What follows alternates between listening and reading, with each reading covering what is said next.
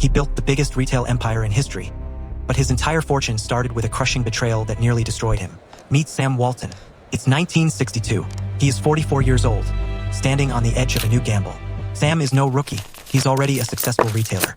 For 17 years, he ran a chain of variety stores, learning the secret: buy low, sell low.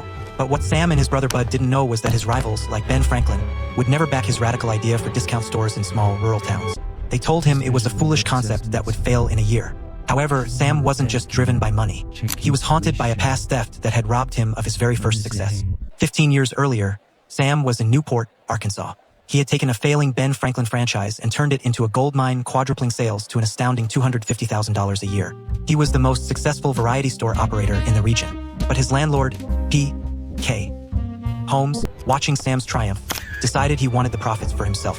He refused to renew the lease. Sam lost everything: the inventory, the fixtures, the entire business he built from scratch, stolen with the stroke of a pen. It was a devastating, emotional stake in Sam's heart.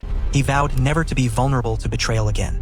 This painful memory forged the one principle behind his next venture: control the land, control the prices, control your destiny. He now stands in Rogers, Arkansas, pouring his final $25,000 into a new, untested format: Walmart Discount City. It is July 2nd, 1962. The moment of truth arrives. Sam Walton stands outside the first Walmart store at 719 West Walnut Street. You can feel the heat radiating off the asphalt. Competitors scoff. A discount store in a town of 5,500 people? Madness. But Sam knows the secret. He's going where Kmart and Target won't go. He's offering prices 10% to 20% lower than anyone else. The plan is a high-stakes gamble. Low margins mean he must sell an enormous volume just to survive. If the small-town customers don't show up in massive numbers, he faces total financial ruin. The line of customers stretches down the street, waiting to see what this strange, new store offers. Sam watches as the first customer enters, then the second, then dozens more pour through the doors. The tills ring. The volume is deafening. The first Walmart is a chaotic, unexpected, visceral success. The concept works instantly. By 1967, Sam Walton has 24 stores and $12.6 million in sales. His vengeance against the retail establishment is complete. But here is the real twist. The very first Walmart Discount City at 719 West Walnut Street no longer exists as a Walmart. Sam Walton didn't idolize his first store. He was already looking forward. Today, the location is simply a hardware store and an antique mall.